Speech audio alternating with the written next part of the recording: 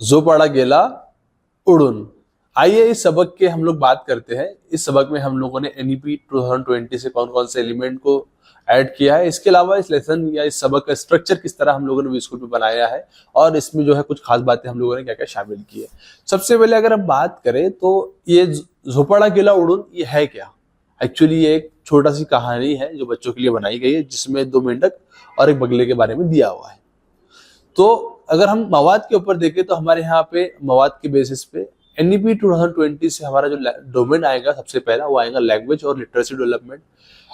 NEP 2020 के अलावा अगर हम बात करें कि लेसन के स्ट्रक्चर में हम लोगों ने असेसमेंट किस तरह कंडक्ट किए हैं, तो असेसमेंट के लिए हम लोगों ने 3 अलग अलग टूल्स दिए हैं, मेथड्स दिए हैं। पहला है आपका एमसीक्यूज, दूसरा है आपका सवालिया पर्चा क्वेश्चन पेपर, और थर्ड है आपका ब्लूम्स टैक्सोनॉमी के क्वेश्चंस। तो आप ये जो तीनों असेसमेंट के तरीके काफी मकबूल है, काफी अच्छे हैं। आप इनमें से किसी भी तरीके का इस्तेमाल करके, मेथड का इस्तेमाल करके आपके बच्चों के असेसमेंट ले सकते हैं, जिससे कि आपको काफी मदद मिलेगी और इसी क्रम में आप अपने बच्चों की पढ़ाई का जायजा भी ले सकते हो।